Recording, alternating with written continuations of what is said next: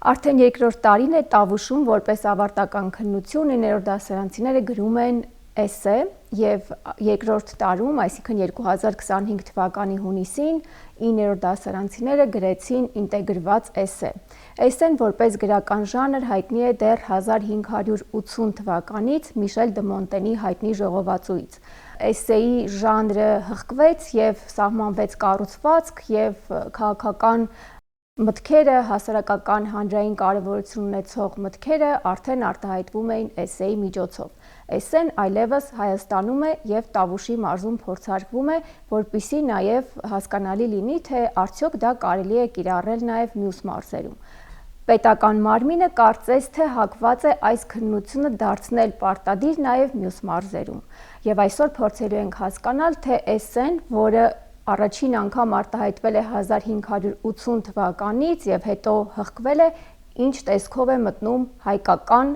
կրթական համակարգ։ Այսօրվա իմ զրուցակիցներն են Մեդիան հանուն կրթության հասարակական կազմակերպության համահիմնադիր ուսուցիչ Նելի Հայրապետյանը եւ հայոց լեզվի եւ գրականության ուսուցիչ Անի Ազատյանը։ Բարև ձեզ, շատ շնորհակալ եմ, որ ձեր բազմազբաղ աշխատանքից հետո ժամանակ եք գտել եւ կպատասխանեք հարցերին։ Նախ ընդգծեմ, որ միջազգային կազմակերպությունները արդեն 21-րդ դարում մեկը մյուսի հետևից գրում են, որ որպես քննադատական մտածողության եւ լեզվական հաղորդակցության հմտությունների զարգացման կարևոր միջոց էսսեն անփոխարինելի է եւ ակադեմիական էսսեն պահանջում է հստակ թեմա եւ թեզ, փաստարկների զարգացում, աղբյուրների ճիշտ օգտագործում եւ կառուցվածքային մտածողություն։ Սրանք այն բնորոշումներն են, որոնք առկա են լեզվական կենտրոնների ձևակերպումների մեջ եւ այսօր մեր զրույցը առաջարկում եմ սկսենք Մեդիան հանուն կրթության հասարակական կազմակերպության գրավոր հարցին ի պատասխան կրթության, գիտության, մշակույթի եւ սպորտի նախարարության պաշտոնական գրության մեջ առկա հետեւյալ գնահատականից։ Երկու առարկաներում սովորողների մեծամասնությունը ցուցաբերել է միջին եւ բարձր մակարդակի գիտելիքներ եւ հմտություններ, ինչը փաստում է ուսուցման արդյունավետության մասին։ Խնդրեմ ձեր գնահատականները։ Ես սկսեմ, քանի որ երկրորդ տարին անընդմեջ ես ուսումնասիրել եմ Տավուշի մարզում փորձարկված էսսեների աշխատանքների նմուշներ եւ պատահական ընտրված դասարանների եւ երեխաների աշխատանքներ, այս տարի թվով ավելի շատ աշխատանքներ եմ ուսումնասիրել, 95 աշխատանք եւ միանգամից կարող եմ փաստել, որ բոլորովին էլ երեխաները չեն ցուցաբերում այդ իմացությունը երկու առարկաներից, ինչպես շեշտված է նամակի պատասխանում, հայագրականություն եւ պատմություն, ոչ միայն չեն ցուցաբերում, այլ նաև այն բոլոր չափանիշները, որ միջազգայինորեն սահմանված է ակադեմիական էսսեի վերաբերյալ, դեռ շատ հեռու է իրականություն դառնալու մեր դպրոցներում։ Աչքի եմ անցկացրել մի քանի նմուշ, ինչ կարող եմ ասել։ Էսսեն ընդհանրապես բարդ գրական տեսակ է, ակադեմիական էսսեն առավել եւս բարդ է եւ շատ հմտություններ ու կարողություններ է պահանջում։ Եվ դրանք մեկ կամ մի քանի տարում նույնիսկ ձևավորել բոլոր սովորողների մոտ կամ սովորողների մեծամասնության մոտ, ինչպես որ նշված էր նախարարությունից եկած նյութում, անհնար է։ Առավել եւս նույնիսկ մեծահասակները եւ նույնիսկ թող ինձ ներվի ասել, ոչ բոլոր ուսուցիչները կարող են գրել էսսե, որը կհամապատասխանի պահանջված չափանիշներին։ Առաջին հերթին դա շատ ճկուն եւ զարգացած լեզվամտածողություն է պահանջում, այդ փաստերի համադրումը, կառուցվածքը միգուցե պահպանված լինի, որովհետեւ դա հեշտ է արագ մշակել, սովորեցնել, գրեք սկիզբ, այսքան նախադասություն, հիմնամաս եւ ավարտ կամ ամփոփում կամ եզրակացություն։ Բայց ինչ մնում է փաստերի համադրելուն, պնդում ձևակերպելուն, փաստարկելուն, հիմնավորումներ բերելուն, պատճառը հետևանքային կապեր պետք է պահպանված լինեն, տրամաբանական հաջորդականություն մտքերի եւ այլն փաստարկվածություն, ես չեմ կարծում, որ մեր աշակերտները հիմա պատրաստ են կամ առաջիկա մի 5-6 տարիներին լիարժեք պատրաստ կլինեն։ Ակադեմիական գիտելիքի մասով էլ չեմ կարող ասել, որովհետեւ իմ կարդացած նյութերի մեջ պարզապես կրկնվում էին այն նախադասությունները, որոնք հավանաբար իրենց տրամադրված են եղել որպես նյութ, որը պետք է ուսումնասիրեն եւ դրա վերաբերյալ գրեն էսսե։ Արտագրությունն էին այդ նախադասությունները իրենց տրամադրված նյութից։ Այո, առաջադրանքից պարզ էր, որ կոնկրետ հատվածներ էին տրամադրել։ Ես ինքս նկատել եմ, որ ավելի ընդհանրական կողմը այն է, որ բոլոր աշակերտները ինչ որ հատված գրելուց շատ դեպքերում արտագրություն անելուց հետո իմ տպավորությամբ, որովհետև ես բառ առ բառ եմ ստուգել եւ շատ դեպքերում դրանք նույնությամբ արտագրված են, գոնե կոնկրետ նախադասություններ, մի բան կար, որը բոլորի դեպքում ընդհանուր էր, այսինքն ինչ որ նախադասություններ գրելուց հետո առանձին պարբերությունից սովորողները գրում են այսպիսով, հետևաբար, մի աշակերտի մոտ նկատեցի գրել էր մի ով բանիվ եւ ուրախացա, որ գոնե մի հոգի այլ բառով է եզրակացության մասը փորձել ամփոփել։ Եթե մենք նկատի ունենանք, որ էսսե գրում են շատ լուրջ գրողները եւ աշխարհի ամենաառաջատար կրթական կենտրոններում էսսեն ընդհանրապես նաեւ համարվում է որպես օրինակ բուհ ընդունվելու համար երբեմն դա հաշվի են առնում, ինչ կարողություններ ունի։ Այո, ընդհանրապես մտավախություն ունեք, որ այստեղ վտանգ կա այն տեքստերը, որ դուք կարդացել եք եւ որոնց ես էլ եմ ծանոթ, դրանք էսսե համարելը ինչ է նշանակում։ Օրինակ, մասնավորապես այն երեխաների համար, որոնք վաղը գուցե կարողանային իսկապես տեքստի հետ փորձեին աշխատել եւ տարբերել ժանրերը։ Անին ճիշտ նշեց, որ կաղապարը սովորեցնելը եւ որպես հմտություն փոխանցելը դժվար չի։ Հենց ավարտը սկսելով այդ կաղապարային այսպիսով կամ այսքանից եզրակացնում, դա հենց խոսում է նրա մասին, որ զարգացրել են այդ հմտությունը։ Խոսքը նրա մասին է, որ իսկապես էսսեն գրվի ինքնուրույն մտածողական գործընթացի արդյունքում։ Իսկ դրան հասնելու համար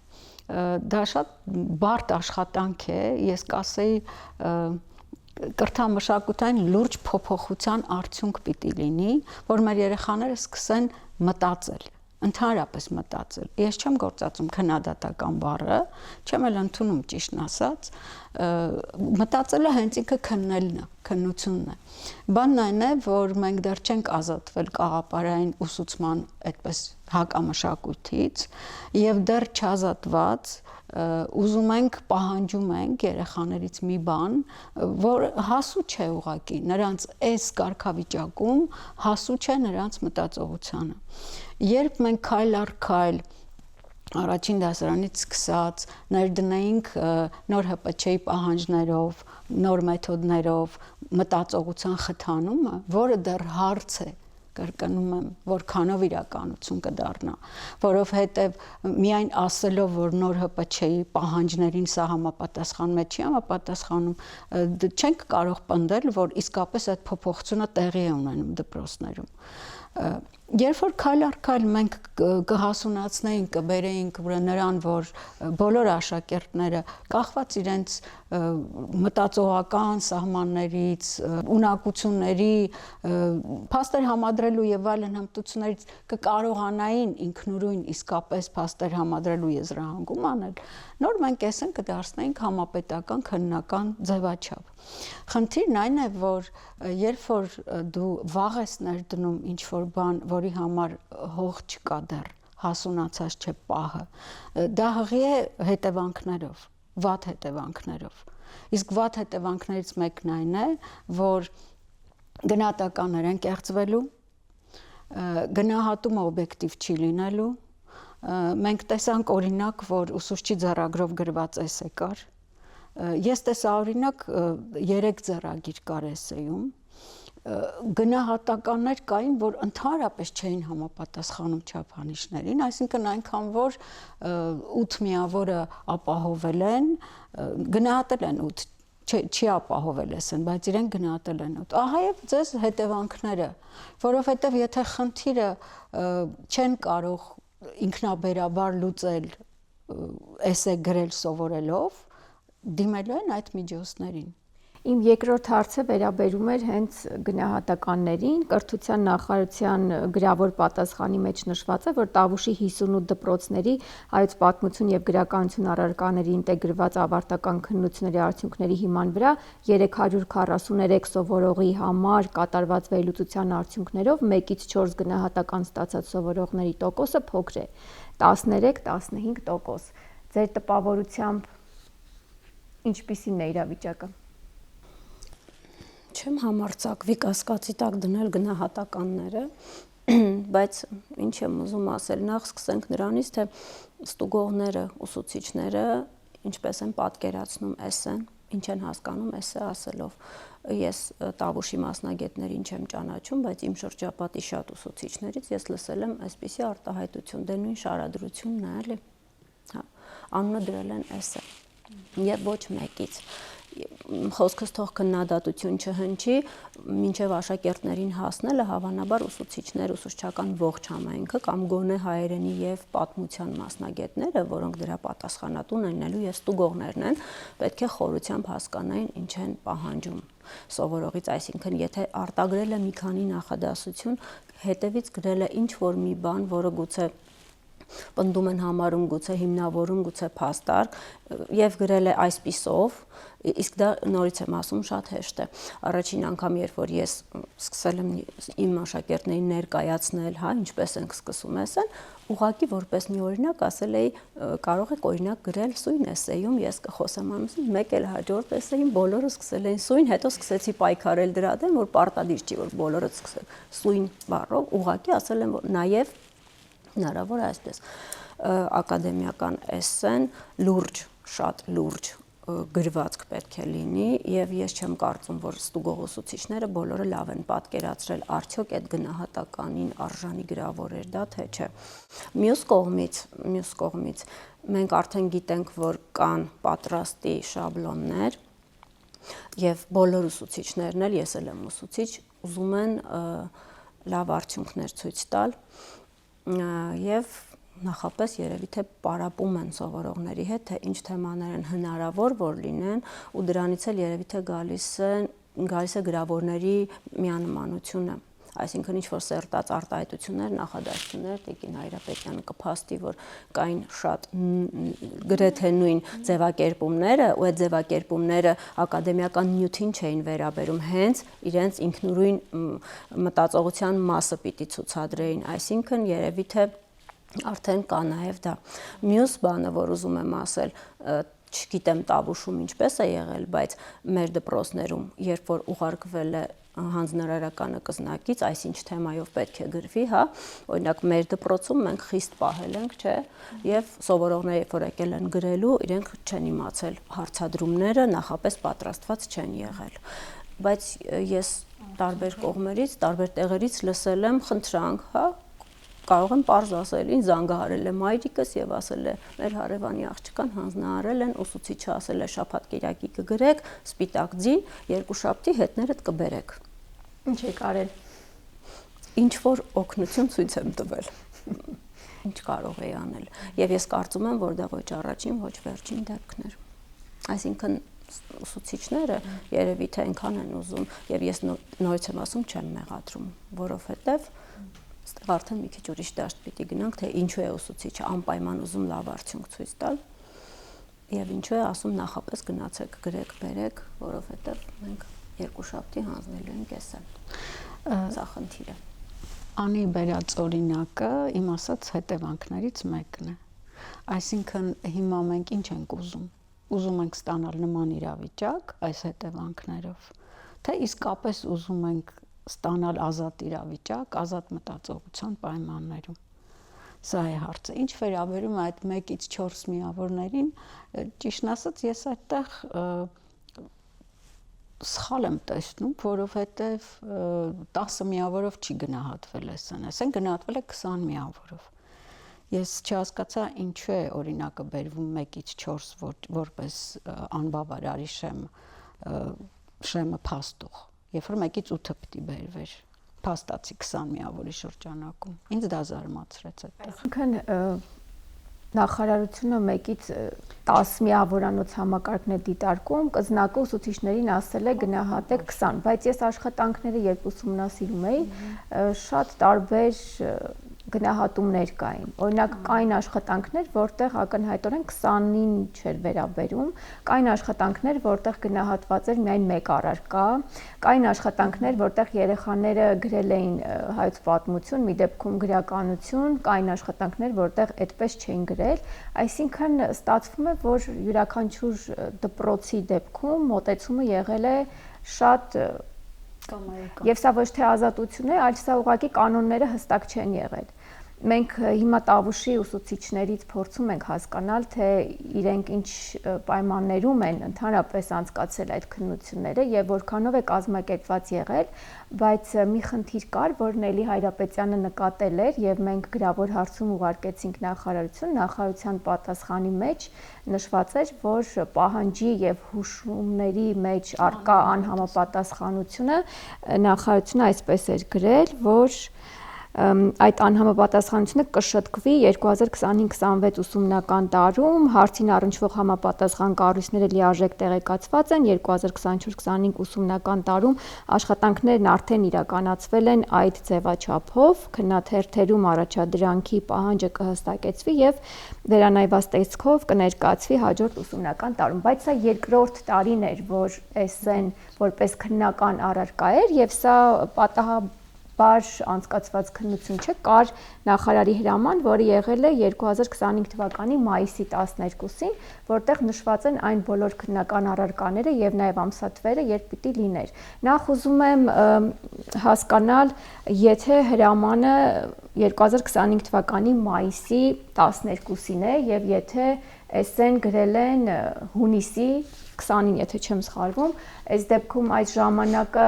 ինչքանով կարող է հերիքել, որ ուսուցիչները իրենք ամբողջությամբ պատրաստ լինեն քննություն անցկացնելուն։ Ենթադրենք, չգիտեմ, այդ տարին շատ լավ են աշխատել։ Խնդիրն այն է, որ նախորդ տարի ինտեգրված էսը չեն գրել, նախորդ տարի գրել են առանձին առարկաների էսեներ եւ կարելի էր պատկերացնել, որ գոնե այդ հարցում մի քիչ հմտացել են, բայց երբ որ ինչ որ ժամանակից սկսած մայիսից է հրամանը եղել, որ մայիսի 12-ին է պարզ դարձել, որ ինտեգրված էսե են գրելու, հավանաբար այստեղ ժամկետն է նշված եւ այո, ըստ հավելվածի սահմանվում են թե ինչ քննություններ են հանձնել։ Դա լրացուցիչ բարդություն է առաջացնում, որովհետեւ էսեն առանձին առարկայից գրելը արդեն իսկ բարդ է։ Իսկ ինտեգրված էսե գրելը դա կրկնակի բարդ աշխատանք է։ Եվ մենք չունենք որևէ դասաժամ, որ այսպես կոչված այդ խաչվող հասկացություն կամ ընդհանրական հասկացություն, ուրեմն այդ հասկացության տակ, հա, ոնց որ ներքո սովորեցնենք ինտեգրված էսե գրել։ Բայց դրանք հանրակրթության պետական չափորոշչով պարտադիր համար։ Դրանք պահանջ են պարտադիր, բայց ամեն առարկայի համար առանձին, իսկ որպեսզի դու ինտեգրես երկու առարկաներ, օրինակ, որ ուսուցիչը պիտի տա այդ աշխատանքը նախապես պատմությունից եւ գրականության որևէ թեմայից ինտեգրված էսե գրել, որ ուսուցիչը, որ դասաժամին, պատմության ուսուցիչի իր դասաժամին, որը տեղյակ չէ գրականության նյութերից, հա, հիմնականում գրականության ուսուցիչը, հա, կարող է, բայց դա պահանջում է հատուկ մոտեցում, հատուկ դասաժամ, հատուկ պատրաստվածություն այդ հմտությունը զարգացնելու համար։ Եվ մի հարց էլ կա, ընդհանրապես ինչպես են որոշել, թե ինչ սանդղակով են գնահատում։ Սանդղակների հարցն էլ է հետաքրքիր, որովհետև իմ զրույցներում տավուշցի ուսուցիչները նշում են, որ իրենք շփոթության մեջ են եղել, որովհետև սանդղակների հարցը իրենց հստակ չի եղել։ Այսինքն այս դեպքում էլ պատրաստվածությունը այնպիսին չի եղել, ինչպիսին որ մենք ցանկանայինք, որ լիներ, որ այս շատ մեծ լավ նախապատրաստված, եթե ամեն ինչ լիներ ըստ կարգի, հա, ըստ բովան։ Այո։ Եթե այսօր ինչ-որ հրաման լինի, որ դուք 2 ամիս հետո պիտի էսեի քննություն ընդունեք, կարող եք կողմնորոշվել, եթե սանդղակները հենց նույն օրն են տալիս կամ ասում են դες 3 օր ժամանակ, որ 3 օրում ամբողջը ստուգեք, չնայած ըստ նախարարի հրամանի, էսեն պիտի ստուգվի հենց նույն օրը։ Բայց այս դեպքում դրանք դեռ պիտի պարզաբանվեն, բայց ամեն դեպքում այդպիսի իրավիճակի մասին են պատմում ուսուցիչները, որ այդպիսի խնդիր է եղել։ Դա երևում է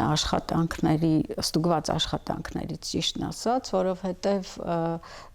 Սանդրակը եկել է ինչ-որ միավորներով ֆիքսված, բայց գնահատումը կատարվել է ուրիշ միավորով, այսինքն եկել է 10 միավորանոց Սանդրակ, բայց այսօր գնահատվել է 20 միավորով, եւ տարբեր դպրոցներ տարբեր մոտեցում են ցուցաբերել, այսինքն դպրոց կար, որ ենթադրենք բովանդակության միավորը պարզապես կրկնապատկել էր, դպրոց կար,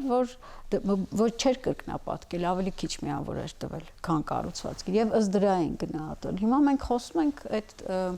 աշխատանքների տեխնիկական թերությունների մասին, իրականում դրանք տեխնիկական թերություններ են, իհարկե դա չի արդարացնում կզնակի թերություններով աշխատանքը, որովհետև արդեն երկրորդ տարին է, որ քննություն էին հանձնում եւ պետք է այդ նախապատրաստական աշխատանքները ամենայն մանրամասնությամբ արված լինեին, ոչ թե տրվեր ինտեգրված էսսեի պահանջ, բայց հուշումներում գրվեր, որ յուրաքանչյուր առարկայի անուն գրեք, հետո գրեք էսսեն։ Այսինքն հուշումների առաջին կետը փաստացի պահանջում էր գրել 2 էսսե։ Մինչդեռ պահանջը եղել է քննական 1 էսսե։ Դե նախարարությունը ընդունում է, որ սա խնդիր է եւ ասում են, որ հաջորդ տարի այդպես չի լինի։ Հա, բայց մենք խոսում ենք աշխատանքի մշակույթի մասին, աշխատանքին մոտեցման մասին, որակի մասին։ Եթե այդ ձևով մոտենում են ընդհանրապես նաեւ պահանջների իրականանալի դառնալուն, պարզ է, չէ, այս հակասությունը որտեղից է գալիս։ Այսինքն հստակ պատկերացում պիտի ունենան երեխաները իսկապես պատրաստ են այսօր այդ ձևաչափով էսե գրելու, թե էլի մոտավոր է այդ պատկերացումը։ Դրա համար էլ պահանջը դարձել է համապետական քննական։ Կամ ուսուցիչները պատրաստ են այդ ձևաչափով ստուգել։ Գիտեք, ես մի ավելացում անեմ, տեսեք, շատ հեշտ է ստուգել գրավոր աշխատանքը, որտեղ կա պատասխանի մեկ ճիշտ տարբերակ։ Դա նույնիսկ ոչ մասնագետը կարող է ստուգել։ Դեռ մինչև էսեի ի հայտ գալը, մինչև նոր չափորոշ չի ներդրումը, մենք շատ ենք բախվել այդ խնդրին, օրինակ օլիմպիադայի գրավորները ստուգելու ժամանակ, հա, հեշտ էր ստուգել ակադեմիական նյութի իմացությունը, իսկ օրինակ գրականության վերջին հարցը, երբ որ շարադրություն էր, այստեղ կարծիքները կիսվում էին։ Յուրաքանչյուր ուսուցիչ ունի իր պատկերացումը, իր ճաշակը, իր լեզվամտածողությունը, մեկի համար սա փայլուն գրավոր էր, մյուսին չէր բավարարում, մտքերը դուրս չէին գալիս, ձևակերպումները, գրագիտությունը եւ այլն։ Այստեղ արդեն երբեք օբյեկտիվ գնահատական, ես կարծում եմ, հնարավոր չի եղել դնել։ Էսեի գնահատման Սանդրակը, եթե ճիշտ եմ հիշում, Տիկին Հայրապետյանը կհուշի, մենք մշակումներին մասնակցել ենք եւ տվել ենք ուրիշ գնահատման Սանդրակ։ Հետո կզնակի կողմից այդ նախնական ձևանմուշը մի քիչ փոփոխություններով արդեն տեղայնացվել էր դպրոցներում եւ ես կարծում եմ դպրոցները քննությունը սկսելուց հետո, այսինքն ստուգելուց առաջ պետք է միասնական հայտարարի գային միասին, օրինակ 1 ժամվա ընթացքում կարելի էր կարծում եմ միասնական դնել, քննարկել այդ ձևաչափը ու ստուգել 1 Սանդրակով։ Բացի դրանից, եթե սա իմ ուղղակի կարծիքն է, նաև ենթադրում եմ, որ այդպես է, քանի որ փորձարկումը Տավուշում է անցկացվում, ես կարծում եմ, որ Տավուշի ուսուցչական համայնքը երևի թե ավելի խորությամբ եւ ավելի ծավալուն նախապատրաստական աշխատանքներ է տանում եւ նրանց հետ երևի թե ավելի լուրջ վերապատրաստումներ են իրականացվել եւ իրականացվում, իսկ մնացած դպրոցներում մասամբ է դա իրականացվում։ Էլի վերապատրաստումներ են լինում, սեմինարներ են լինում, ծանոթացնում են էսսե ստուգելու, գրելու կանոններին, բայց ես կարծում եմ, որ Տավուշում այդ գործընթացը ավելի շուտ պետք է որ սկսված լինի եւ ավելի խորությամբ։ Այսինքն այդ ուսուցիչները մեզանից ավելի լավ պատրաստված պետք է լինեին այդ մարտահրավերին։ Դուք ասացիք, որ հույս ունեք, ճիշտն ասած իմ հարցումները այլ բանի մասին են վկայում, բայց անցնենք հաջորդ հարցին։ Ես ուզում եմ հավելեմ, որ գրավոր աշխատանքների ստուգումներից այդ տպավորությունը չեմ ստանում, որովհետև օրինակ կա աշխատանք 8 գնահատված, ես կուզեմ 8 գնահատված աշխատանքների մասին առանձին փաստել, կա աշխատանք 8 գնահատված, բացառապես արտագրություն է։ Եվ որ հասկանում ենք, որ նույնիսկ 1-2 միավորի աշխատանք չէ, որովհետև ոչ մի չափանիշ պահպանված չէ, հա, նյութը նույնությամբ արտագրված է։ Եվ կա աշխատանք, օրինակ, ես հանդիպել եմ 2 տենց աշխատանքի, որ ասենք 10 է գնահատված, մեկը 12, բայց շատ ավելի արժանի գնահատական կարելի էր նշանակել, հստակ էր դա, ավելի փաստարկված, ավելի տրամաբանված աշխատանք էր դա։ Այսինքն այն միտքը, որ 2 տարի պետք է պատրաստված լինեն ուսուցիչները ճիշտ գնահատելու համար, փաստացի այլ բան է ցույց տալիս գրավոր աշխատանքի գնահատումը։ Լավ, հիմա խոսենք, թե ինչպես են գնահատել ըստ կզնակի սահմանած կարգի, հա։ Այստեղ նշվում է, որ 10 միավորանոցի մասին է խոսքը, բովանդակությանը հատկացված է 6 միավոր, կառուցվածքին 4, բովանդակությունը ներառում է նյութի իմացություն 3, խաչվող հասկացություն 1 միավոր, դիրքորոշման հիմնավորվածություն 1 միավոր, ստեղծագործականություն 1 միավոր, իսկ կառուցվածքը ներառում է սկիզբ, հիմնամաս, ամփոփում 3 միավոր, սա այն կետն է, որը ամենափայլունն է ըստ էության էսսեներում, եւ նախադասությունների տրամաբանական հաջորդականություն եւ կապվածություն 1 միավոր։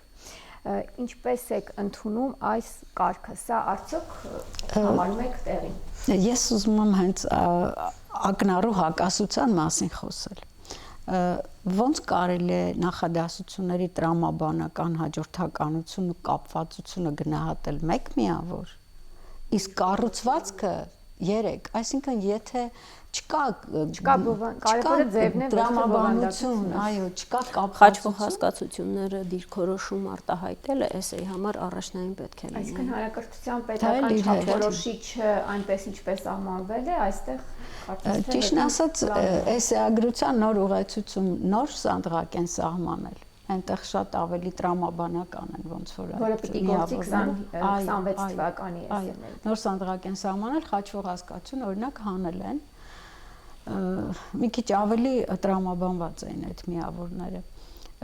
Բայց դա մեծ հաշվով շատ բան չի փոխում, նորից եմ ասում, հիմնային խնդիրն այն է, որ պատրաստ չեն երեխաները եւ դեռ համաձայն եմ անի հետ մի 5 տարի պատրաստ չեն լինի էսեով քննություն հանձնել։ 5 տարի կներեք, չնայած գրականություն եւ պատմություն առարկաներն են ստուգվում, բայց գրագիտություն բաղադրիչին ընդհանրապես միավոր պատասխանել են մեզ։ Այդ հարցին մեզ պատասխանել են։ Պատասխանն այն է, որ հայոց լեզվից քննություն են անցկացնում եւ այնուամենայնիվ 18-ից 20 գնահատված աշակերտը գրագիտության որոշակի շեմ է։ Իհարկե։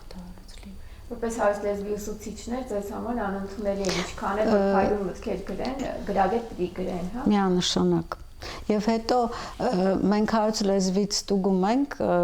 էլի տեխնիկական գիտելիք, շտեմարանային գիտելիք։ Իսկ սա կիրառություն է, գործնական կիրառություն է։ Ինչ արժեք ունի գիտելիքը, կանոնների իմացությունը, եթե գործնականում ճիշտ չի կիրառվում։ Կարելի է, չէ, 2 միավոր սահմանել կիրառության համար գրագիտ։ Շատ լավ, իսկ ինչ է կարծում չվերնագրելու հետ կապված, այսինքն էսեները վերնագիր չունեն, ունեն ինչ-որ շրջանակ, որի մեջ երեխաները գրեն իրենց տեքստերը։ Եթե վերնագիր չեն դնում, նախարարությունը գրել է, որ ընդհանրապես էսեները կարող են ունենալ վերնագիր, բայց վերլուծական էսեները կարող են եւ չունենալ։ Ես ճիշտ ասած սա չհասկացա ինչի մասին է խոսքը, բայց ամեն դեպքում Իմ կարծիքով այս պարագայում վերնագիրը գոնե ավելի կհեշտացներ աշխատանքը, որոշակի սահմաններ դնելով, բայց դրան նայում եմ 2 կողմից, որ կարելի է եւ չվերնագրել, հա, մենք դասագրքի հեղինակի հետ զրույցում էլ եկանք այն եզրակացության Արքմենիկ Նիկողոսյանի, որ կարելի է նույնիսկ թույլ տալ, որ էսեից հետո երեխան ինքը վերնագրի իր էսեն։ Դա էլ է տարբերակ, բայց դա հեռու է, նորից եմ ասում, հեռու է իրականություն լինելուց դեռ։ Իրական էսեի վերնագիրը ես կարծում եմ պետք է բխի էսեյում առաջադրված պնդումից։ Ենթադրենք, եթե մենք վերցրել ենք ինչպես է պնդում այսպես, հա, հեղինակի ոնց էր հեղինակի լեզվամտածողությունը ազդում է ենթադրենք ընթերցողների կամ հեղինակի վերաբերմունքը ձևավորում է ընթերցողների վերաբերմունքը այսինչ պատմվածքում, չէ՞, հեղինակը ինչպես է տանում նրան, որ ընթերցողը, չգիտեմ, համակրանք կամ հակակրանք զգա այս կամ այն կերպարի նկատմամբ, հա, պնդումից հանգիստ կարելի է հանել վերնագիր, հա, ասենք թե հեղինակի լեզվամտածողության ազդեցությունը ընթերցողների տրամադրության վրա կամ նման ինչ-որ մի բան։ Հետևյալ դեպքում կրթության զարգացման մասին է խոսքը, բայց ընդհանրապես կրթության զարգացում, երբ որ ընդհանուր գրվում է, դա երեխաները կհասկանան 9-րդ դասարանում ինչ է նշանակում, այսինքն իրենք պետք է կրթության ամբողջ նախապատմությունը դարերի խորքից իմանային, որպեսզի ես այդպես եմ ենթադրում։ Այդ խաչվող հասկացություններն են, ընդհանրական հասկացությունները, որոնք իհարկե շատ բարդ է ընկալելը այդ տարիքում եւ առավել եւս բարդ է խոսք կառուցել այդ խաչվող հասկացության ներքո կառուցիկ խոսք լինի, որովհետեւ դա պահանջում է լայնախոհություն, դա պահանջում է գերհմտություն, դա պահանջում է ընթերցած լինել, այսինքն այնքան գրքեր պիտի կարդացած լինեն, որ կարողանան այդ հասկացությունից դուրս բերեն այն ինչ որ առնչվում է իրենց հանձնարարված թեմաներին։ Սա շատ բարդ աշխատանք է։ Նաև դրա համար աշխատանք պիտի տարվի ուսուցչի կողմից։ Տեսեք, եթե մենք վերցնում ենք խաչվող հասկացություն, ժամանակ եւ տարածություն։ Խոսում ենք ինչ որ մի հարցի մասին, չէ՞։ Պարտադիր ես կարծում եմ եւ ես այդպես եմ անում, պետքա լինի նաև անդրադարձ։ Էլ երբեք դուք այսպիսի օրինակ դեպք լսել հանդիպել, որ առարկայից երբ է դա եղել, օրինակ ինչպիսին էր կրթությունը ռաֆու ժամանակ, ինչպիսին էր հետո, ինչպիսին է հիմա, ինչպիսին էր սովետական շրջանում եւ այլն, հա, ամեն մեկից մի քիչ ինչ պատկերացում ունեք։ Կամ ասենք թե Եղիշեի ենք անցնում, Վարդան Մամիկոնյանի կերպարին ենք անդրադառնում, որը առաջնորդում էր իր զորքը։ Խաչվող հասկացությունը կլինի, ենթադրենք այժմյան զորահրամանատարների դիրքորոշումը կամ պահվածքը, իրենք առաջնորդում են իրեն զորքը, թե ոչ, օրինակ եմ բերում պարզ, դա կարող է անել, կարծում եմ, ցանկացած ուսուցիչ համարյա բոլոր թեմաների ընթացքում, ժամանակ եւ տարածություն, ինչպիսին էր այդ նույն երևույթը դարեր առաջ, ինչպիսին է հիմա։ Բացի դրանից, եթե պետք էր օրինակ կրթության զարգացումը, հա, այնտեղ պարզ տրված էր 2 ժամանակաշրջան, իրենք սկզբից պիտի խոսեին Ժաֆուխենթի մասին, ճիշտ եմ հիշում, հետո սովետական շրջանում անգլագիտության վերացմանը ուղղված քայլերի մասին։ Արդեն պիտի ուղղակի կապեին իրար երկուսը։ Դժվար չէր այդ դեպքում, էլի։ Բայց փաստացի դժվար է, դեռ չի ձևավորվել տեքստի ընկալմանը ուղղված աշխատանքները կամաց կբերեին նրան, որ էսեն այդքան դժվար չէր լինի։ Մեր աշակերտները նախ եւ առաջ պարզ հայերենով տեքստերի ընկալման խնդիր ունեն։ Տեքստից հասարակ հարցադրումներ դուրս բերելու, հասարակ հարցադրումների պատասխանելու, ոչ թե կարդալու եւ վերապատմելու, այլ տեքստի հարցադրումներին պատասխանելու։ Իսկ դա այն առաջին քայլերից մեկը պիտի լինի, որը հետո կբերի արդեն լեզվամտածողության զարգացմանը, ինքնուրույն վերլուծելու կարողության զարգացմանը եւ էսեի մյուս պահանջները։ Ես ավելացնեմ, միջանկյալ լուծում պետք է լիներ։ Ես բայց ընդհանրապես կարծում եմ, որ էսեի քննությունը արժեր ավագ դպրոցումներ դնել, ոչ թե 9-րդ դասարանում։ Այսինքն 12-րդ դասարան, թե 10 կամ 11։ Չէ, ավարտական քննություն որպես 12-րդ դասարանում, էլի ինտեգրված է թող գրեն եւ մի քանի առարկաների ինտեգրման բնդվորում եւ հասարակագիտություն, պատմություն, գրականություն կարելի է այդպես անել, որովհետեւ այդ տարիքում կարող են այդ կապերը հրաշալի տեսնել, կարող են տրամաբանված տեքստեր ավելի շատ գրել։ 9-րդ դասարանցու համար դա մի քիչ բարդ աշխատանք է, այնուամենայնիվ որպես միջանկյալ լուծում կարելի է տանել նրան, որ ինչպես Անին նշեց, այդ տեքստը ընկալելու խնդիրը վերանար, այսինքն լիովին համոզված լինեինք, որ արդեն տեքստը ընկալում են երեխաները, կարողանում են տեքստից եզրահանգումներ դուրս բերել, պնդումներ դուրս բերել, բաց հարցերին պատասխանել, թող քննությունը այդ ձևաչափով կազմակերպվեր ինչ-որ մի ընթացք, հետո արդեն երբ տեսնեինք պատրաստ են ինքնուրույն արդեն տեքստեր գրելու որպես էսսե, նոր ներդնեին այդ քննությունը։ Բայց քանի որ 9-րդ դասարանում են գրել երեխաները էսսեները, մենք խնդրել ենք, որպեսզի նախարարությունը պատասխաներ հարցին, թե ինչ վերլուծություն ունեն ընդհանրապես 9-րդ դասարանում գրված էսսեների հետ կապված եւ խնդրել ենք անցած 2 տարիների էսսեների վերաբերյալ վերլուծություն։ Մեզ տրամադրել են 23-24 թվականների տվյալները 58 դպրոցների դեպքում 343 սովորողի տվյալներով 2 առարկաներում էլ գերակշռում են միջին գնահատականների միջակայքը 17-18 միավոր։ Նախքան հարց տալը շարունակեմ էլի պաշտոնական նամակիցը մեջ բերումը, սա նշանակում է, որ ընդհանուր գիտելիքների մակարդակը բավականին բարձր է եւ սովորողների զգալի մասը կարողանում է բավարար կամ գերազանց կերպով կիրառել իրենց իմացությունները։ 23-24 թվականի հետ կապված եմ զարմանում այդ ցուցանիշի վրա, որովհետև ինքս մի 60 մոտ 60 էսսե եմ կարդացել եւ այնտեղ ես չեմ հանդիպել 17-18 միավորների առատության նման, որպես միջին ցուցանիշ, իսկ այս տարվա էսսեները 95 էսսեից 28-ը 8 էր գնահատված, մոտ 4-ը 9 էր գնահատված, հետո տենց աստիճանաբար 10-11, 17 կամ 18 միավոր ստացել էին մոտավորապես 10-11 աշակերտ։ Տեղություն, այսինքն 30%-ը ամենացածր միավորն է, չէ՞։ Եվ ես նշեցի, որ այդ 8 միավորն էլ չէր համապատասխանում բոլորովին պահանջներին գնահատման, այնպես որ դրանք շատ հանգիստ կարելի էր գնահատել 1-ից 7։ Դրանք են արտադրություններն են։ Այո, հիմնականում արտադրությունները եւ ինչ եմ նկատել 17-18 գնահատված էսսեների դեպքում, դրանք էլ ուղղակի գրագետ վերաշարադրանք էր։ Իրենց տված նյութի գրագետ վերաշարադրանք էր։ Իսկ բովանդակային շրջանակը նույնն էր, ուղղակի փոքրինչ այլ բառերով, հա, ինչպես մի երեխա գրել էր միով բանի։ Ամիսներ առաջ Մեդիան հանուն կրթության հասարակական կազմակերպությունը դիմեց կրթության նախարարությանը եւ ներկայացնելով դեռ անցյալ տարվա էսսեների վերաբերյալ ուսումնասիրության արդյունքները առաջարկեց, որ էսսեն արժե հետաձգել նաեւ մյուս մարզերում պարտադիր դարձնելու առումով, բայց մեզ պատասխանեց նախարարությունը, որ չափորոշիչները սահմանված են, մենք գնում ենք այդ ուղղությամբ չենք կարող հետաձգել,